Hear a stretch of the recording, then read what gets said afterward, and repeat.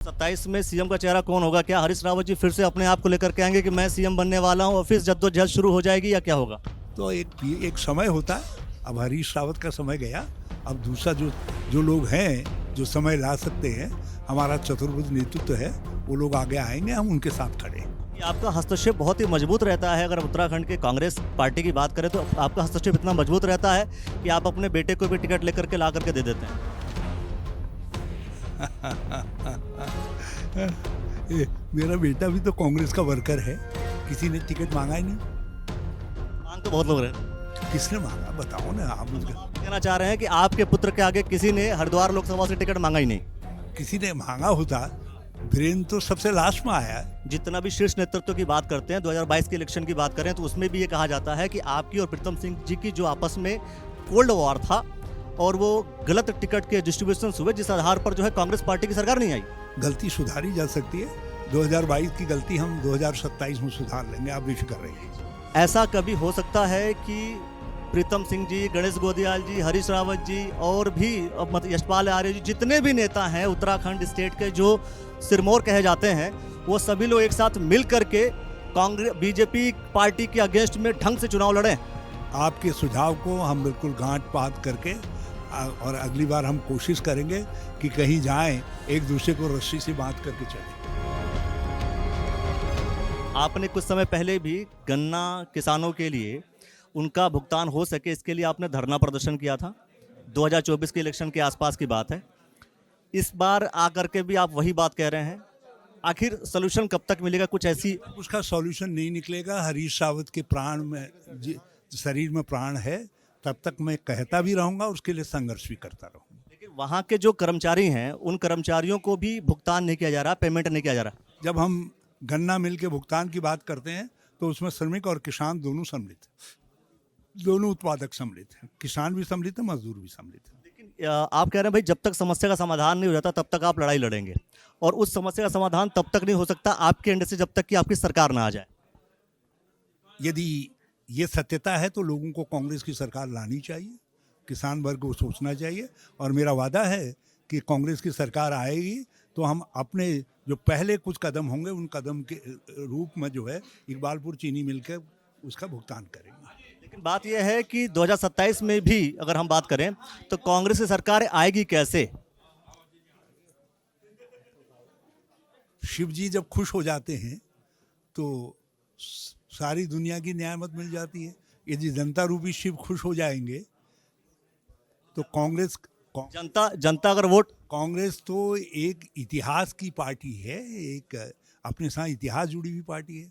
जो लोग अंग्रेजों के पिट्ठू थे, जब जनता खुश होकर के उनको सत्ता सौंप सकती है, तो कांग्रेस जिसने देश की आज़ादी की लड़ाई लड़ी और जिसने इस भारत को बनाने में एक महत्वपूर्ण भूमिका अदा की, तो उस कांग्रेस को जनता खुश हो जाएगी तो हमारी सरकार आ जाएगी। भाजपा को जनता अगर वोट कर रही है तो भाजपा से जनता खुश है ना, इसका मतलब तो अब खुश है या कभी कभी निगेटिव आधार पर भी, क्योंकि एक नकारात्मकता फैला करके भाजपा इस समय सकारात्मक है। भाजपा सत्ता में सकारात्मक एजेंडे के साथ नहीं है, नकारात्मक एजेंडे के आधार पर है, और हम लोगों से प्रार्थना करते हैं कि नकारात्मकता को नकारें और सकारात्मकता का स्वीकार करें। कांग्रेस सकारात्मकता है और भाजपा नकारात्मक। ऐसा कौन सी नकारात्मकता है कि कांग्रेस पार्टी उस चीज को मीटअप नहीं कर पा रही है, बैलेंस आउट नहीं कर पा रही? जिस दिन हम ऐसा कर देंगे उस दिन भारत की अखंडता, एकता, हमारी संवैधानिकता, इस सब की जड़ें उखड़ जाएंगी। लोगों का यह कहना है कि कांग्रेस पार्टी के शीर्ष नेतृत्व आपस में लड़ते रहते हैं, जिस वजह से कांग्रेस पार्टी सत्ता में नहीं आ पाती है। हमको भारत प्यारा है, हमको सत्ता से ज्यादा भारत चाहिए, और कांग्रेस भारत की सामाजिक एकता का आधार है। उत्तराखंड राज्य में आखिर कांग्रेस सरकार बनेगी तो बनेगी कैसे, जबकि जितना भी शीर्ष नेतृत्व की बात करते हैं, 2022 के इलेक्शन की बात करें तो उसमें भी ये कहा जाता है कि आपकी और प्रीतम सिंह जी की जो आपस में कोल्ड वॉर था और वो गलत टिकट के डिस्ट्रीब्यूशन हुए, जिस आधार पर जो है कांग्रेस पार्टी की सरकार नहीं आई। गलती सुधारी जा सकती है। 2022 की गलती हम 2027 में सुधार लेंगे, आप बेफिक्र रहिए। ये चीज तो 25 में भी हुई। अभी अगर हम इलेक्शंस की बात करें नगर निगम की, रुड़की नगर निगम में भी क्या हुआ कि कांग्रेस पार्टी के 2 लोग जो है आपस में लड़े और कांग्रेस पार्टी तीसरे नंबर पे आ गई सर। हम हर गलती से कुछ सबक लिया जाता है, हम उस गलती से भी सबक लेंगे, जो रुड़की की गलती है उससे भी सबक लेंगे और आगे सुधारेंगे। तो 27 में सीएम का चेहरा कौन होगा? क्या हरीश रावत जी फिर से अपने आप को लेकर के आएंगे कि मैं सीएम बनने वाला हूं और फिर जद्दोजहद शुरू हो जाएगी, या क्या होगा? रोज हरीश रावत जो है कोई वो धन्वंतरी जी ने मेरे लिए कोई विशेष अर्घ थोड़ी दिया कि मैं रोज जवान रहूंगा। तो एक समय होता है, अब हरीश रावत का समय गया, अब दूसरा जो लोग हैं जो समय ला सकते हैं, हमारा चतुर्भुज नेतृत्व है, वो लोग आगे आएंगे, हम उनके साथ खड़े। ये आपका हस्तक्षेप बहुत ही मजबूत रहता है। अगर उत्तराखंड के कांग्रेस पार्टी की बात करें तो आपका हस्तक्षेप इतना मजबूत रहता है कि आप अपने बेटे को भी टिकट लेकर के ला करके दे देते हैं।